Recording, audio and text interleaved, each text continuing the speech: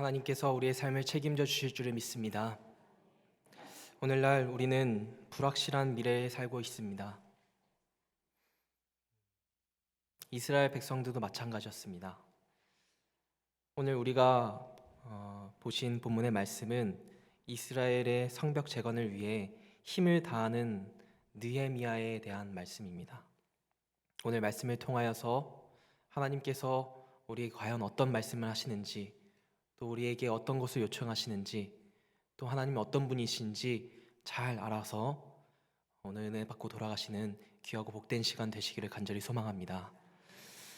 느헤미야와 백성들은 예루살렘 성벽 건축을 위해서 노력을 하고 있었는데요, 뜻하지 않는 그런 방해가 있었습니다. 그래서 그 때문에 낙담과 낙심을 하게 되었죠. 외적으로는 혼합 민족을 이룬 산발락과 암몬 사람 도비아가 방해를 하고 비웃으며, 내적으로는 유대인이 유다 사람들까지 등장하여서는 백성들의 사기를 저하시키는 말만 했습니다. 그래서 12절에 보면은 10번이나 포기할 것을 종용했다고 이렇게 말씀하고 있죠. 그러니까 성벽을 쌓는 일은 이스라엘 백성들에게 사실 겉으로 볼 때는 그리 어려운 일이 아니라고 생각할 수 있겠습니다. 그러나 성벽 쌓기를 마쳤을 때 때 아닌 낙심과 낙담이 온 백성들 중심 속에 가득 차기 시작했던 것이죠.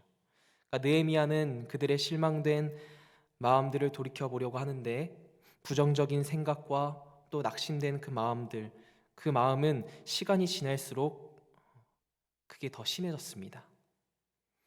그래서 이스라엘 백성들이 왜 그토록 힘들어하고 실망하고 낙담하였는가를 분석하여 보니까 몇 가지 이유를 알게 됩니다. 마음의 평강과 안전을 상실했기 때문이고요, 누군가에 의해서 당장이라도 우리의 그 안전을 빼앗길 것 같기 때문에 우리는 그 낙담과 실망에 빠지게 된다는 것이죠. 그래서 오늘날도 불확실한 미래에 살고 있는데요, 마치 당시의 이스라엘 백성들처럼 동일한 이유로 실망과 낙담에 빠집니다. 우리가 지쳐있을 때, 할 수 있다라는 확신이 없을 때, 우리의 평안과 안전을 뺏길 것만 같은 그런 두려운 마음에서 우리는 실망한 때가 많습니다. 그렇죠? 저도 그럴 때가 많아요.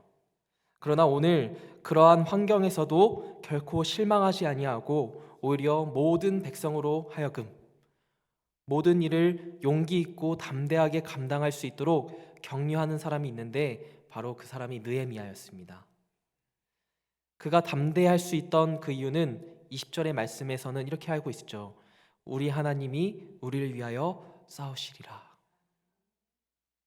오늘 말씀의 제목입니다. 오늘 말씀을 통하여 우리도 승리하는 비결을 습득하여서 하나님의 그 승리의 삶을 살아가는 저 여러분들 되시기를 간절히 소망합니다. 그러면 어떨 때 하나님께서 함께 싸우실까요? 바로 기도할 때 함께 싸우십니다. 9절의 말씀을 같이 한번 보실까요? 같이 읽겠습니다. 시작. 우리가 우리 하나님께 기도하며. 아멘. 우리가 우리 하나님께 기도하며 라고 말씀하고 있죠. 어떤 환경에서도 낙담하지 아니하였던 느헤미야에게 있어서 가장 큰 특징이 있었는데, 바로 기도하는 것입니다. 기도하는 사람은 낙심하지 않습니다. 혹여나 실수로 넘어지더라도, 낙심하더라도 기도하면 금세 일어나죠. 불안해하지도 않습니다. 담담하게 다시 일어나지요. 오늘 본문은 느헤미야가 기도의 사람이라는 것을 우리에게 보여주고 있습니다.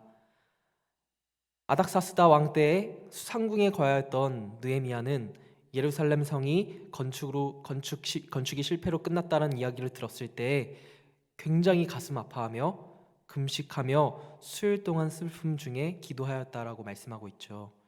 그래서 2장에 보시면 수심 중에 있는 그 느헤미야에게 왕이 네가 무엇을 원하느냐라고 물었을 때, 느헤미야는 내가 곧 하늘의 하나님께 묵도하고 라는 그런 기도의 메시지가 있죠. 그러니까 어떤 일이 있든지, 무엇을 말하든지 무엇을 하든지 간에 하나님께 기도하고 일을 했다는 것입니다. 움직였다는 것이죠. 아무리 작은 일일지라도 기도가 아니면 대답도 하지 않았던 기도의 사람이었다는 것을 우리는 오늘 말씀에서 볼 수 있습니다.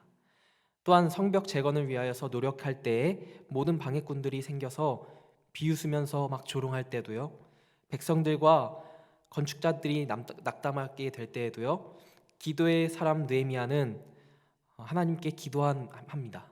그래서 4절과 5절에 보면은 우리 하나님이여 들으시옵소서 우리가 역신당하나이다, 이렇게 하나님께 하소연하죠. 그래서 산발락과 도비아가 공격하여 성을 요란하게 방해하려고 계획을 세울 때에 이 느헤미야는 9절에서 우리가 우리 하나님께 기도하며라고 하며 이제 기도하고 있습니다. 그래서 느헤미야는 어려운 환경 속에서 기도하였고, 말을 할 때에 그는 기도하였고, 또 중요한 일을 이루고자 할 때에도 기도하였고, 방해가 생기고 제 마음과 뜻대로 되어지지 아니할 때도 기도하였고요, 핍박과 협박 속에서도 그는 기도했던 것입니다. 느헤미야가 결코 두려워하거나 낙담하지 않았던 것은 하나님을 신뢰했기 때문입니다. 하나님께서 함께 하신다라는 것을 믿고 신뢰했기 때문에 그렇게 나아갈 수 있었던 것이죠. 우리는 낙담에서 벗어나는 비결을 여기서 배울 수 있게 됩니다.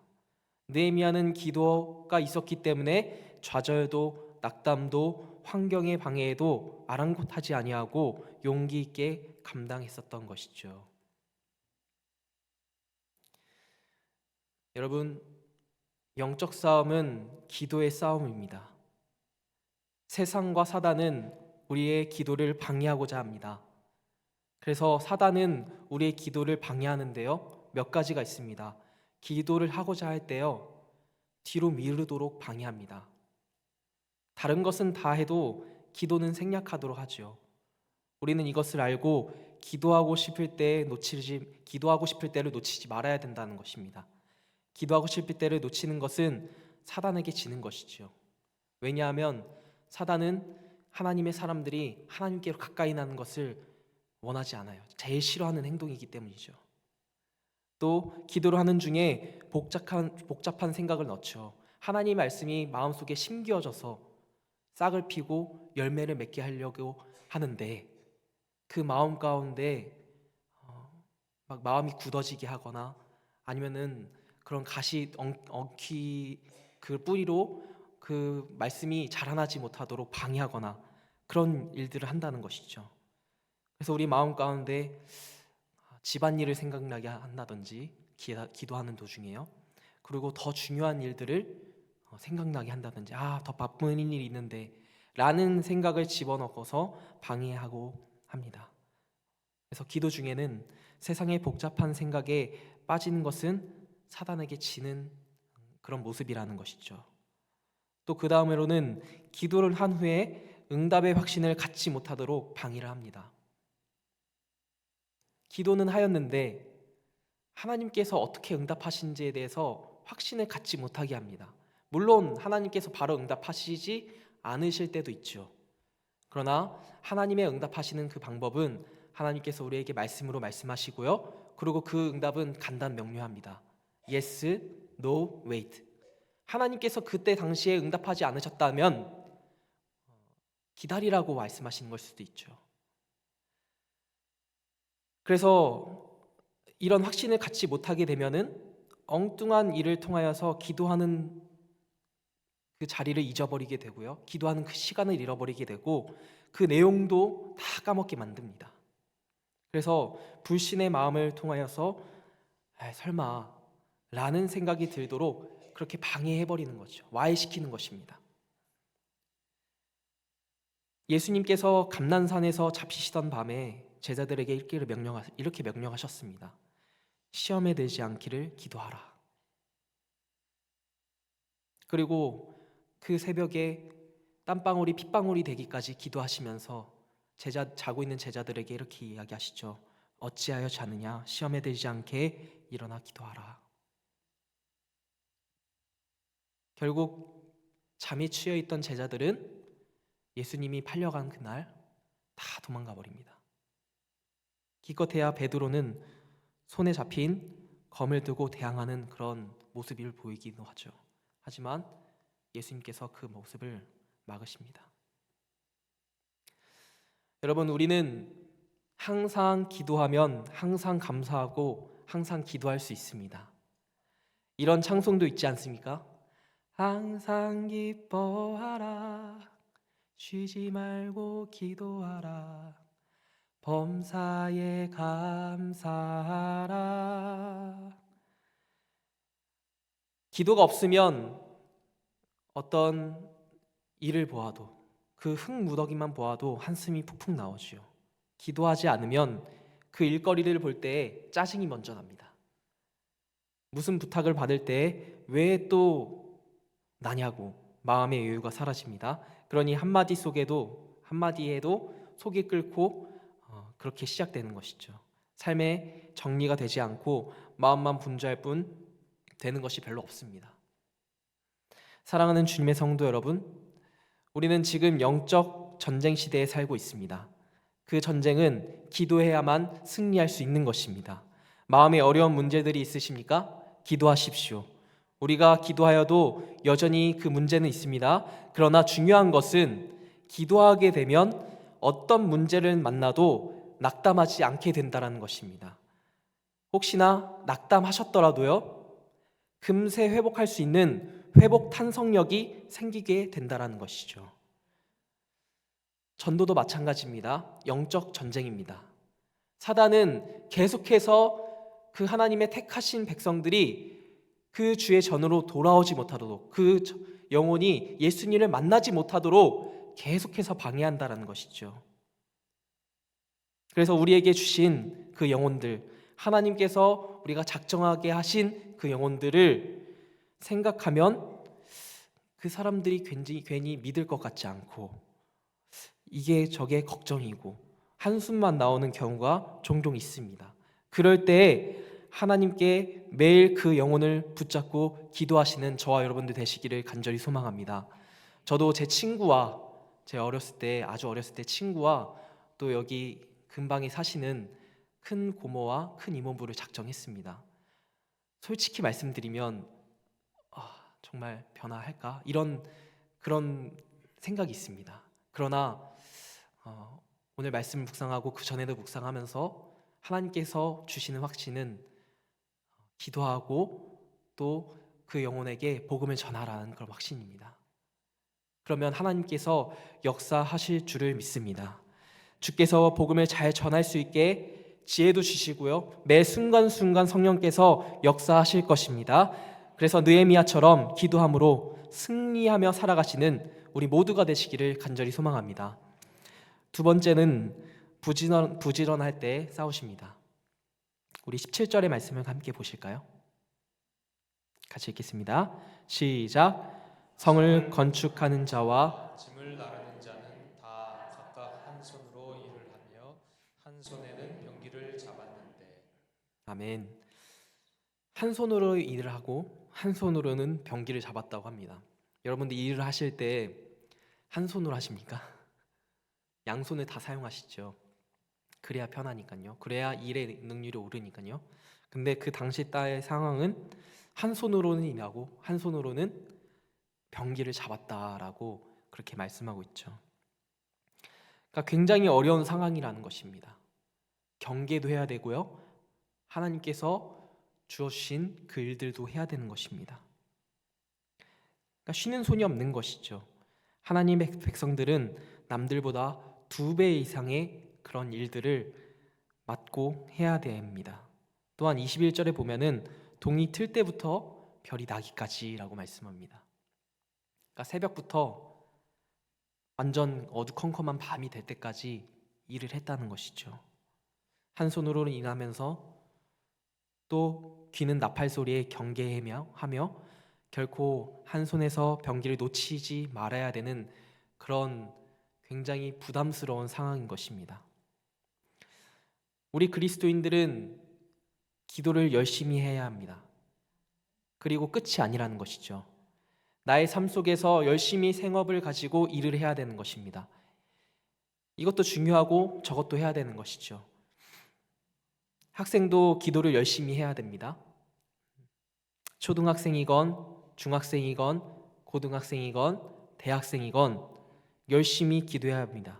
그리고 공부도 열심히 해야 합니다. 공부는 하지 않고 기도만 열심히 하고 그런다면은 뭐 하나님의 은혜로 뭐 대학도 가고 취업도 하고 할 수 있겠죠. 그러나 하나님이 원하시는 방법은 아닌 것 같아요. 그저 그냥 물 떠놓고 기도하는 것만과 다를 바 없는 것이죠. 기도는 유행이 아닙니다. 하나님과의 대화이고요. 하나님의 그 비전에 나의 비전을 맞춰 나가는 그런 과정이기 때문에 기도했다면 열심히 공부해야 된다는 것이죠. 열심히 그 삶의 자리에서 최선을 다해 일을 해야 된다는 것입니다. 그래서 14절의 말씀을 보시면 이렇게 말씀하고 있습니다.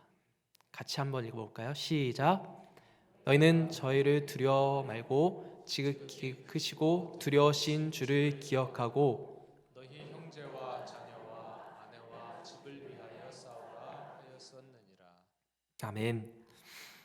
두려움이 엄습한 그런 환경을 보고 떨지 말고 사실 하나님의 백성은 주를 기억할 뿐입니다. 믿음의 선지들을 보면은 결코 환경을 보지 않고 살아계신 하나님을 사랑하고 오직 그분을 두려워하며 감당했었습니다. 솔직히 말씀드리면 초대교회의 상황과 우리 지금의 상황 어떤 때가 더 낫다고 생각하십니까? 저는 초대교회의 그 상황이 굉장히 힘들었을 거라고 생각합니다. 상상을 초월했을 거라고 생각을 합니다.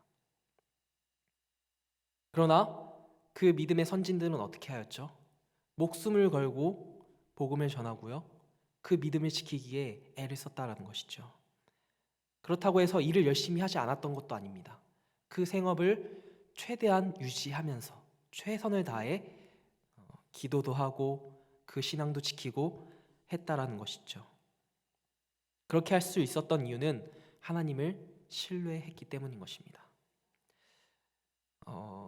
요즘에는 잘 없지만 서커스단을 보게 되면은 꼭 끼어있는 순서가 있습니다. 저도 딱 한 번 봤었는데요. 사자나 호랑이나 맹수들이 조련사의 명령에 이제 순종하여서 그 불 붙은 링 있잖아요. 링에 그 털이 많은 그 맹수들이 뛰어넘어서 넘어갑니다. 이 짐승들의 본능을 생각해 보면은 정말 쉬운 일이 아닙니다. 왜냐하면은 마치 고양이가 물을 싫어하는 것처럼 그 털이 많은 맹수들은 그 털이 타는 것을 굉장히 두려워하기 때문에 그것을 넘는 것이 굉장히 쉽지 않다라고 합니다.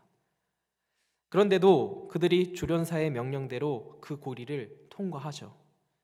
그래서 그 동물들이 불붙은 고리를 통과하는 그 이유는 통과를 하면 맛있는 음식을 던져주기 때문일까요? 아닙니다. 채찍과 체벌 때문에 무서워서 통과하는 것일까요? 아닙니다. 그 동물들이 통과하는 것은 단 하나의 이유 때문입니다. 바로 그 조련사를 신뢰하기 때문이라는 것이죠. 하물며 우리의 창조자 되시고 우리를 구속하신 하나님 아버지를 믿으면서 불붙은 환경이나 어려운 환경을 보고 두려워하는 분이 계십니까? 그의 독생자 예수 그리스도를 우리에게 대속제물로 내어주시기까지 우리를 사랑하신 하나님이십니다. 그분을 믿는다고 하면서 어려운 환경을 만났다고 낙심하지 마십시오.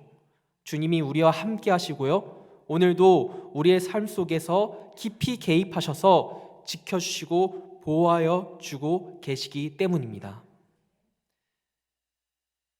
주님이 약속하셨죠. 볼지어다 내가 세상 끝날까지 너희와 항상 함께 있으리라.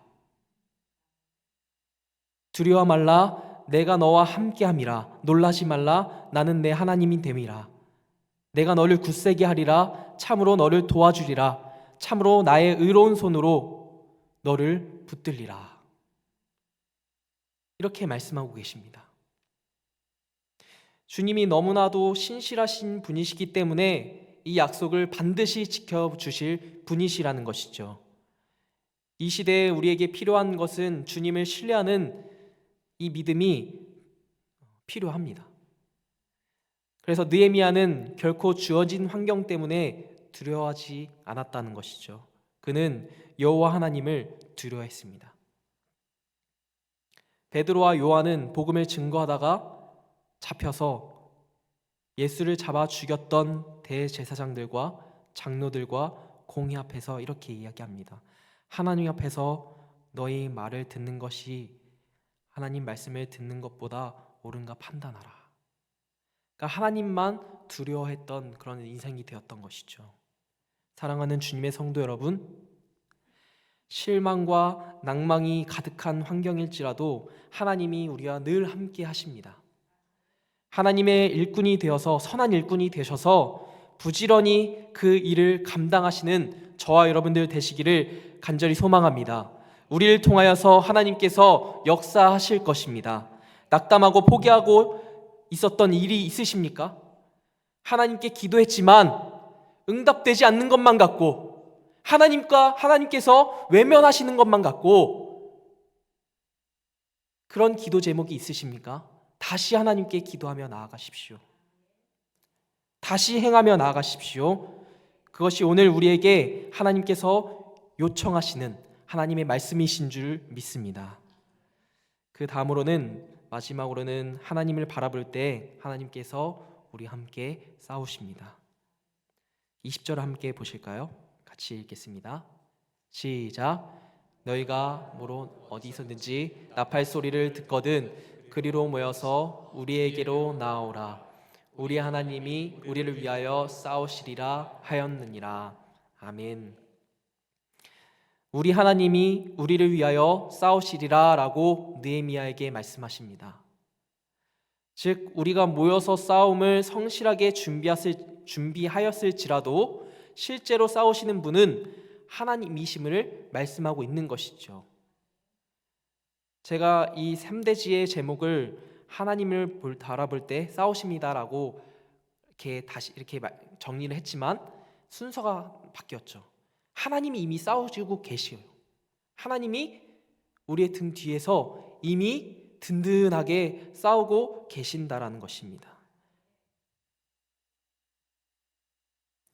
오늘 우리의 싸움도 마찬가지인 것이죠. 우리가 준비하지만 싸움에서 승리하도록 대신 싸우시는 이는 여호와 하나님이시기 때문에 두려워하지 않을 수 있는 것입니다. 우리 일생을 가는 동안에 불의의 강로를 만날 수도 있고요. 갑작스러운 재앙이 있을 수도 있습니다. 정말 예상치 못한 사고가 있을 수도 있어요. 그럼에도 불구하고 우리가 계속해서 승리의 삶을 살 수 있는 것은 우리를 대신하여서 싸우시는 그 하나님 아버지가 있으시기 때문인 것입니다. 다윗이 블레셋의 그 장군 골리앗 장군을 향하여서 막대기와 물맷돌을 들고 나아갔을 때입니다. 그때 이렇게 외쳤습니다. 사무엘상 17장 45절에는 이렇게 말씀하고 있죠. 같이 읽어볼까요? 시작. 너는 칼과 창과 단창으로 내게 오거니와 나는 만군의 여호와의 이름을 곧 내가 모욕하는 이스라엘 군대의 하나님의 이름으로 내게 가노라. 아멘. 이렇게 선포하면서 만군의 여호와의 이름으로 나아갈 때 승리는 다윗의 것이 되었습니다. 그는 과연 환경을 뛰어넘는 승리자가 되었던 것이죠. 그리고 모세는 이스라엘 백성들에게 하나님의 말씀을 이렇게 전합니다. 신명기 3장 22절에 이렇게 나와 있습니다. 너희는 그들을 두려워하지 말라. 너희의 하나님 여호와께서 친히 너희를 위하여 싸우시리라 하였노라. 신명기 20장 3절에는 이렇게 말씀하고 있습니다. 말하여 이르기를 이스라엘아 들으라. 너희가 오늘 너희의 대적과 싸우려고 나왔으니 마음에 겁내지 말며 두려워하지 말며 떨지 말며 그들로 말미암아 놀라지 말라. 모세를 통하여서 이스라엘 백성들을 위로하고 격려하신 것이죠. 내가 너희와 함께하고 이미 너희를 위하여서 싸우고 있다라고 말씀하신 것입니다. 그리고 여호수아 5장에는 여리고성에 접근했을 때 이스라엘 백성들이 어떤 생각이었을까요? 난공불락의 그런 성이 기다리고 있었습니다. 이스라엘 백성들의 병력을 보면은 정말 한숨만 푹푹 나오는 그런 상황인 것이죠. 그런데 하나님께서 군대 대장을 보내시어 대신 싸울 자가 여호수아에게 오셨음을 말씀합니다. 그래서 결국에는 여리고성이 무너졌습니다. 오늘날 우리에게 주시는 여러 가지 영적 싸움에서도 마찬가지입니다. 우리를 대신하여 싸우시는 분을 발견할 수 있습니다. 그러나 확신하지 못하는 것은 우리는 육신의 두려움과 걱정이 앞서기 때문인 것이죠. 그래서 무서워하거나 실망할 때가 있는 것입니다. 그러나 우리의 뒤에는 항상 우리를 위해 싸우시는 군대대장 되시는 예수 그리스도가 우리와 함께 하시니 우리는 결코 두려워할 것도 실망할 것도 없는 것입니다. 사랑하는 주님의 성도 여러분, 모든 백성들이 위기 속에서 두려워하며 낙담 속에 빠져있을 때에 느헤미야는 결코 두려워하지 않았습니다. 느헤미야는 기도의 사람이었기 때문이고요, 또 매사에 부지런하고 최선을 다하고 여호와 하나님을 두려워하는 인생이었고, 또 그는 대신하여 싸우시는 하나님을 바라보았기 때문에 낙담하지 않았던 것입니다. 우리는 하루에도 수십 번 좌절과 두려움과 낙심에 빠질 때가 있습니다. 그때 환경을 두려워했기 때문이고요, 나가서 내가 싸우려고 했기 때문에 그런 이유가 있습니다. 그러나 오늘 말씀을 기억하시어 우리의 뒤에서 먼저 싸우고 계시는 그 하나님 아버지를 바라보며 나아가시는 저와 여러분들 되시기를 간절히 소망합니다. 여러분 기도하십시오. 부지런히 행하며 하나님을 경외함으로 우리를 위해서 싸우시는 하나님을 경험하시는 저와 여러분들 되시기를 간절히 소망합니다.